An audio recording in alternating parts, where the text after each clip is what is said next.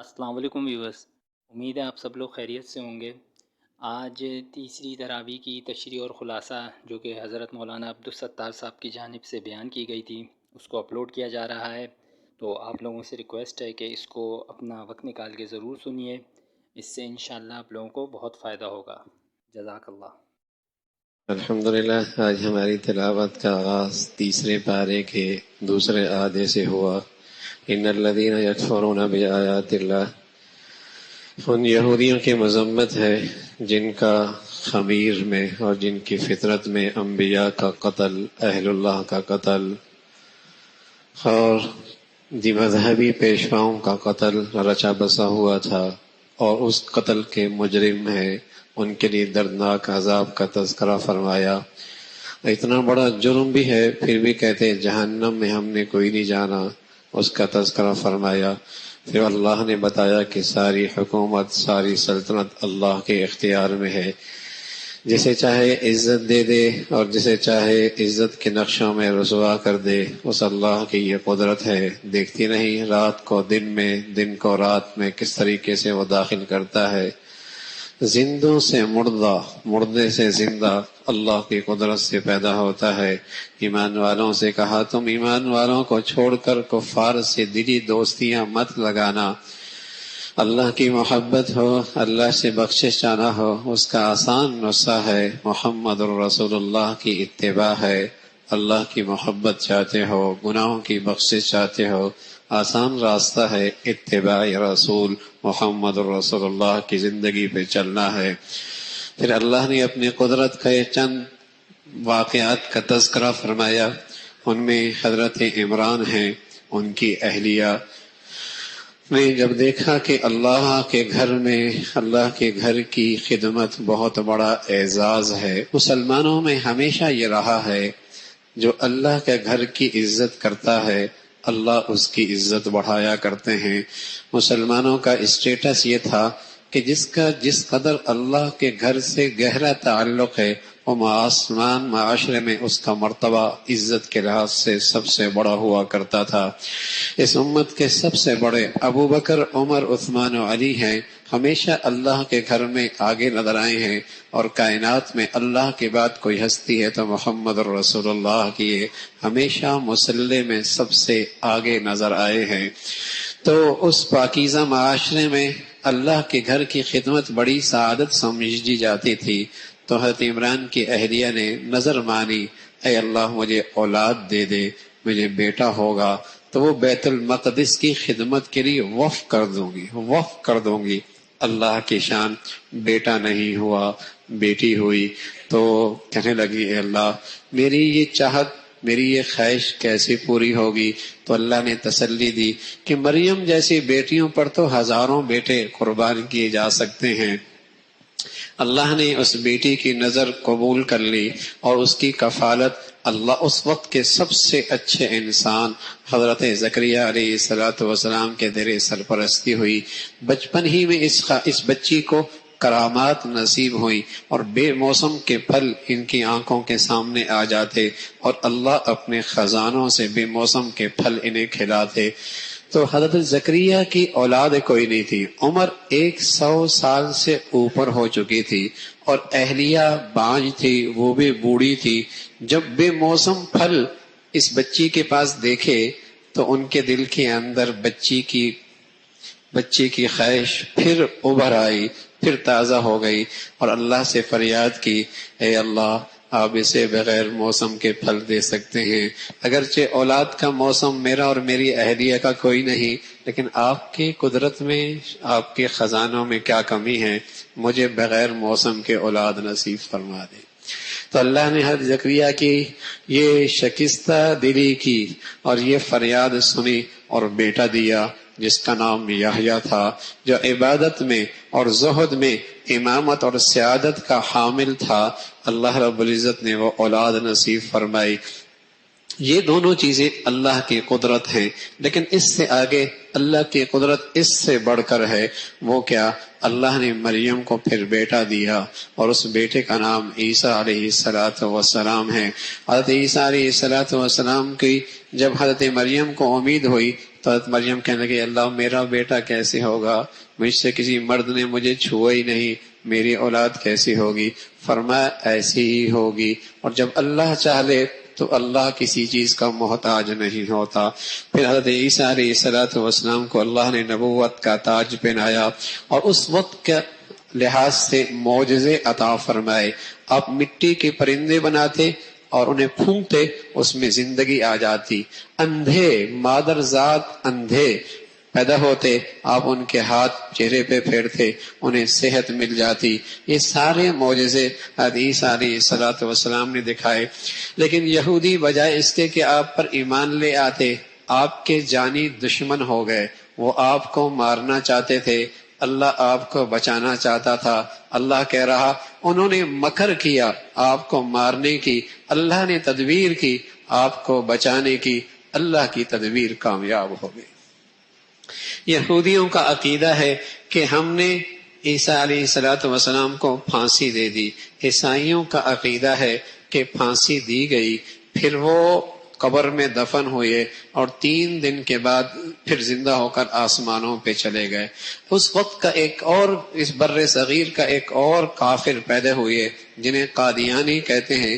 ان کا عیسیٰ علیہ السلام کے بارے میں یہ عقیدہ ہے کہ آپ کو پھانسی پہ لٹکایا گیا، آپ زخمی ہو گئے، آپ کے شاگردوں نے آپ کا علاج کیا اور پھر آپ صحت مند ہو گئے، کشمیر میں چلے گئے، وہاں پھر آپ کا انتقال ہوا۔ مسلمانوں کا عقیدہ کیا ہے؟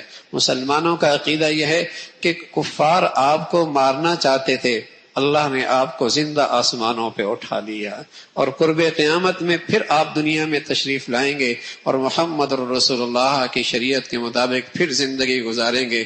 اسی کا اللہ نے تذکرہ فرمایا ہے کہ عیسیٰ علیہ السلام کو ہم نے آسمانوں پہ ہٹا لیا اور اس کو آسمانوں پہ بلا لیا، اس کا تذکرہ فرمایا۔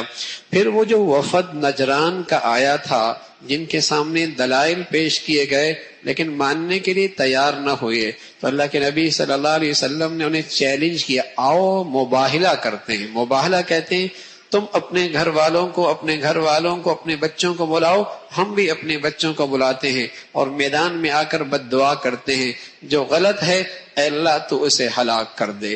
تو عیسائیوں کے پیشوا سمجھ گئے اس میں ہمارے لیے ہلاکت یقینی ہے، راہ فرار اختیار کر لی۔ پھر اللہ رب العزت نے فرمایا ابراہیم علیہ السلام یہودی نہیں، عیسائی نہیں، مشرک نہیں، وہ تو موحد ہیں بلکہ توحید کے علمبردار ہیں، مسلمان ہیں، اس کا تذکرہ فرمایا۔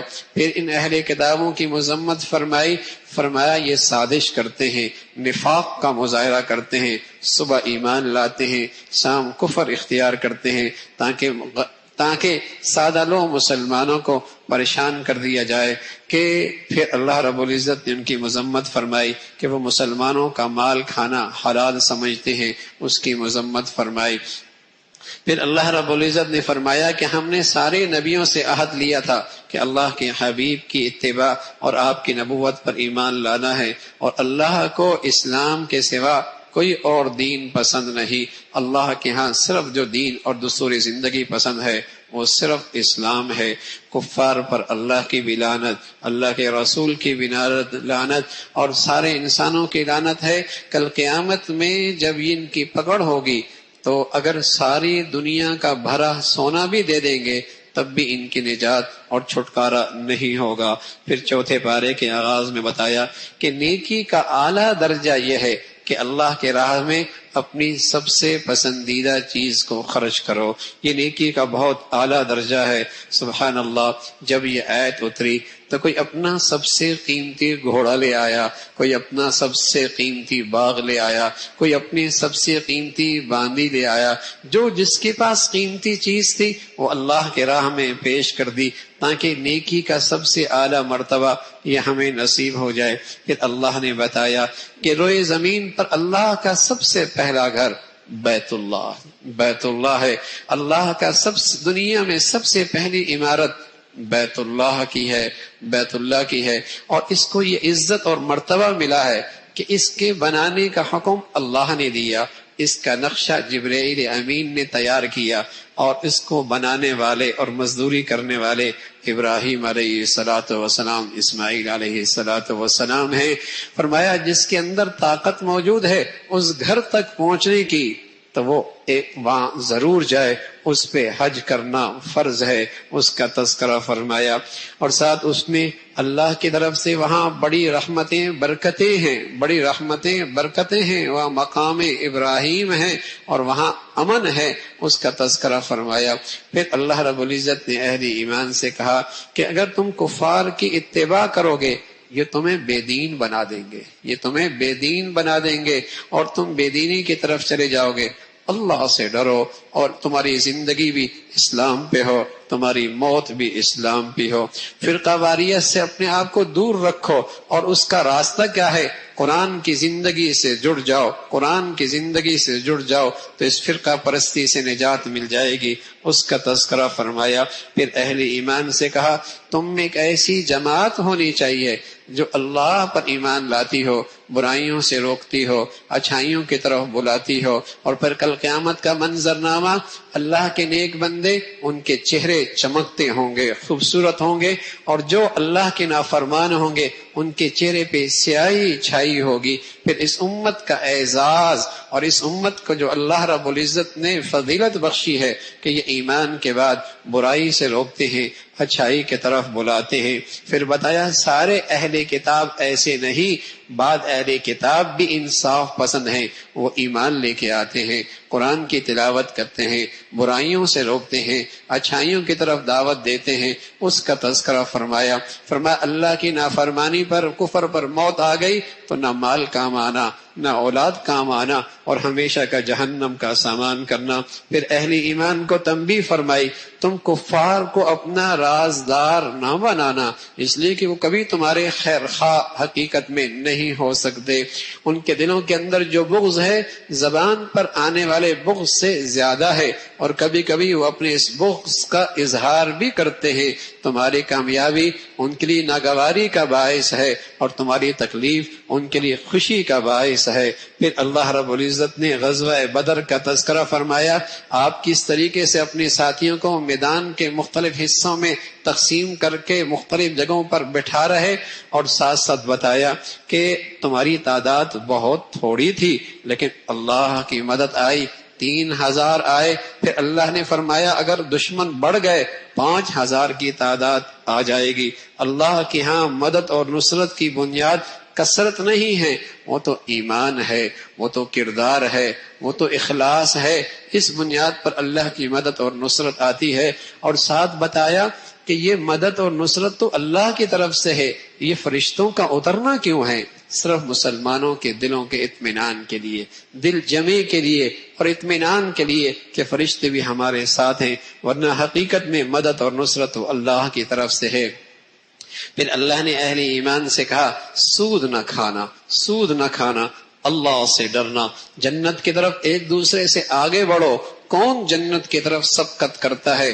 جو اللہ نے پرہیزگاروں کے لیے تیار کر رکھی ہے۔ اور پرہیزگاروں کی خوبیاں کیا ہیں؟ ہر حال میں خرچ کرتے ہیں، غصے کو پی لیتے ہیں، معاف کر دیتے ہیں، احسان کر کے اللہ کے پیارے بن جاتے ہیں، اور اگر ان سے کوئی غلطی سرزد ہو جائے تو تاخیر اور دیر کیے بغیر اپنے اللہ سے فوراً معافی مانگ لیتے ہیں، اور گناہوں پہ اصرار نہیں کرتے، گناہوں پر اصرار نہیں کرتے۔ یہ پرہیزگار لوگ ہیں جن کے لیے اللہ نے جنت تیار کر رکھی ہے۔ پھر دنیا میں چل پھر کے دیکھو کیسے اللہ نے جزا اور سزا کا ایک نظام چلایا ہے، مجرموں کے لیے کیسے عبرتناک واقعات موجود ہیں دنیا کے اندر، اس کا تذکرہ فرمایا۔ پھر غزوہ احد کا تذکرہ ہے جہاں مسلمان فتح کے بعد پھر جسے کہیں کہ انہیں عارضی شکست ہوئی، اس کا تذکرہ فرمایا کہ جب دشمنوں کو بدر میں شکست ہوئی تو احد کے لیے ایک بہت بڑا لشکر تیار کر کے مدینہ منورہ کی طرف حملہ آور ہوئے، اور مسلمان بھی مدینہ سے باہر نکلے۔ مسلمانوں کی تعداد تھوڑی، لیکن دوسری طرف احد کے میدان میں ان کی تعداد 3000 سے اوپر تھی، اور ان کے پاس جنگی سارا سامان بھی موجود تھا۔ تو مسلمان پہلے کامیابی کی طرف قدم اٹھا رہے تھے، اچانک ایک غلطی ہو گئی اور جبل رمات پر کھڑے صحابہ رضوان اللہ اجمعین یعنی اللہ کے نبی نے کھڑا کیا تھا کہ تم وہاں اپنی جگہ سے نہ ہٹنا، وہ میدان کے اندر کود پڑے اور وہ بھی مال غنیمت جمع کرنے لگے، تو مسلمانوں کی وہ فتح شکست بدلنے لگ گئی اور مسلمانوں کی وہاں 70 آدمیوں کی شہادت ہوئی، اور جس شہادت میں حضرت حمزہ کی شہادت بھی ہے اور بڑے بڑے حضرات کی شہادت بھی موجود ہے، حضرت مصعب بن عمیر بھی ہیں، سید الشہداء حضرت حمزہ بھی ہیں، ایسے اللہ کے پیارے پیارے بندے اور میرے نبی کے ایسے قریبی، یہ سب اس شہداء کی صف میں موجود ہیں۔ تو جب شہادت ہوئی تو مسلمانوں پہ بڑا غم ہوا اور بڑی تکلیف محسوس کی، تو اللہ نے تسلی دی، اللہ نے تسلی دی اور آنے والے مسلمانوں کو ایک پیغام دیا، غم نہ کھاؤ، ہمت نہ ہارو، وانتم الاعلون، سر بلند تم ہی رہو گے، شرط کیا ہے؟ ان کنتم مؤمنین، اگر تم ایمان والے ہو، غم نہ کرو، ہاں ہمت نہ ہارو، سر بلند تم ہی رہو گے اگر تم ایمان والے ہو۔ اگر آج تمہیں زخم لگے ہیں، اس سے پہلے دشمن کو بھی تو لگتے ہیں، یہ تو میدان کے اندر ہار جیت ہوا ہی کرتی ہے، اور پھر اس سے بڑے مقاصد ہیں، بڑی حکمتیں ہیں اس میں، کہ اس کی برکت سے کئیوں کو شہادت کا اعزاز اور مرتبہ نصیب ہوا ہے۔ اور جب ہار ہوتی ہے تو کفار منافقین کا نفاق کھل کے سامنے آتا ہے اور کفار کا ظلم بڑھ جاتا ہے، پھر اللہ ان کا ملیا میٹ کر دیتے ہیں۔ اور اللہ کے نبی صلی اللہ علیہ وسلم کے بارے میں افواہ پھیل گئی کہ حضرت مصعب حضور علیہ السلام سے بہت ہم شکل تھے اور آپ کے ہم صورت تھے، جب وہ شہید ہوئے تو آواز اٹھی کہ محمد رسول اللہ شہید ہو گئے، تو مسلمانوں کے صفوں میں انتشار ہونے لگا، تو اللہ کی طرف سے قرآن کی آیت آ گئی، محمد بھی ایک رسول ہیں، جیسے رسول پہلے دنیا سے چلے گئے آپ نے بھی دنیا سے چلے جانا ہے۔ تو صحابہ کی تربیت کا انتظام کر دیا گیا کہ آپ کے جانے کے بعد آپ نے کم ہمت ہی کم حوصلے سے کام نہیں لینا، وہی ہمت اور حوصلے سے کام لینا ہے۔ انبیاء علیہ السلام کا تذکرہ فرمایا، جب بھی انہیں راہ خدا میں تکلیف اور آزمائش آئی تو سب سے پہلے اپنی غلطیوں پر کمیوں پہ نظر فرمائی اور اللہ سے اپنی کوتاہیوں کی معافی چاہی۔ یہی دستور ہے مسلمانوں کی زندگی کا، جب بھی کوئی آزمائش اور تکلیف آئے تو اپنی کمی اور کمزوریوں پہ نظر آئے۔ پھر ایمان والوں سے کہا، اگر تم نے کفار کی اطاعت کی تو تمہیں وہ مسلمان اسلام کے بعد پھر کفر کی طرف لوٹا دیں گے اور پھر ٹھکانہ جہنم ہوگا، اس کا تذکرہ فرمایا۔ پھر میدان احد کے اندر جب مسلمان پیچھے ہٹنے لگ گئے اور کفار حملہ آور ہونے لگ گئے، رسول اللہ صلی اللہ علیہ وسلم کے دندان مبارک شہید ہو گئے، وہ سارا منظرنامہ ذکر فرمایا۔ وہاں منافقین کو پروپیگنڈا کرنے کا موقع ہاتھ آ گیا کہ اگر ہماری مانی ہوتی تو آج یہ حال نہ ہوتا، اگر ہماری مانی ہوتی تو تمہارا یہ حال نہ ہوتا۔ اور بے سر و سامانوں کے اندر کون سا جہاد ہوتا ہے، بے سر و سامانی کے عالم میں کون سا جہاد ہوتا ہے؟ منافقین کا یہ پروپیگنڈا۔ تو اللہ رب العزت نے ان کی مذمت فرمائی، فرمایا تم گھر میں رہو تو موت تو وہاں بھی آ جائے گی، موت تو ایک وقت ہے، وہ میدانوں کے اندر بھی آدمی زندہ رہ سکتا ہے اور گھروں کے اندر بھی موت اس پہ آ جا کرتی ہے۔ دیکھنا یہ ہے کہ جینے اور مرنے میں اللہ کا حکم کیا ہے، اللہ کا حکم کیا ہے۔ اور پھر جن صحابہ سے کوتاہی ہوئی اور غلطی ہوئی، اللہ رب العزت نے ان کی سفارش فرمائی، آپ ان کو اپنے مشوروں میں شریک رکھیں اور ان کی دلجوئی کریں، اس کا تذکرہ فرمایا۔ پھر اللہ رب العزت نے بتایا کہ یہ اللہ کی طرف سے ایک نظام ہے کہ آزمائشیں میدانوں میں آیا کرتی ہیں، جس سے طیب اور خبیث، گندھا اور پاکیزہ، ایمان والا اور منافق، ان کے درمیان فرق واضح ہو جاتا ہے۔ اور پھر جب راہ خدا میں مال خرچ کرنے کی بات آئی تو یہودی کہنے لگے، ایسا لگتا ہے الیاذ باللہ اللہ فقیر ہو گیا ہے۔ ایسی گستاخی اللہ کے شان میں اللہ نے اس کی مذمت فرمائی۔ اور پھر فرمایا کہ یہودی یہ کہنے لگے کہ ہم رسول اللہ کی اطاعت تب کریں گے جب ہمارے من پسند کا معجزہ دکھایا جائے، تو فرمایا اس سے پہلے رسولوں کی تم نے تکذیب کیوں کی؟ پھر مرنا تو ہر شخص نے ہے، ہر شخص پر موت آنی ہے۔ اصل کامیابی اور فلاح یہ ہے جو جہنم سے بچ گیا، جنت میں چلا گیا، یہ شخص کامیاب ہے۔ اہل ایمان سے کہا تمہیں راہ خدا میں لوگوں کی باتیں بھی سننے پڑیں گی، تانے بھی سننے پڑیں گے، تنقید بھی سننے پڑے گی، لیکن سب اللہ کی خاطر برداشت کرنا، اس کا تذکرہ فرمایا۔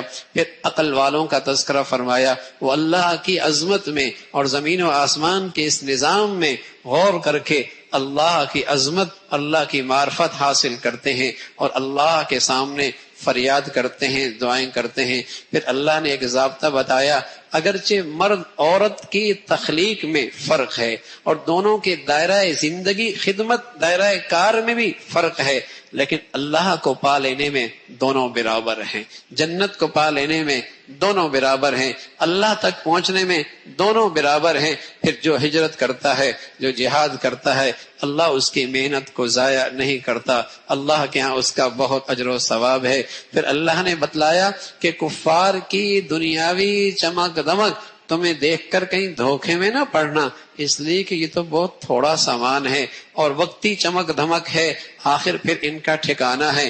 اہل ایمان جو ایمان کی زندگی اختیار کرتے ہیں، اللہ نے جنت کی شکل میں ان کی مہمانی تیار کر رکھی ہے۔ پھر اللہ نے اہل ایمان سے کہا ایمان والو دین پہ جمے رہو، ایمان والو دشمن کے مقابلے میں تمہارے اندر شجاعت اور استقامت زیادہ ہو، ایمان والو ہمیشہ دشمن کے مقابلے میں چکنا رہو، اللہ سے ڈرتے رہو، فلاح تم ہی پاؤ گے، فلاح تم ہی پاؤ گے۔ اور اس طرح سورہ عمران کی آخری آیت میں یہ 4 نصیحت فرما کر نجات کا اور فلاح کا نسخہ دے دیا۔ اللہ عمل کی توفیق نصیب فرما دے۔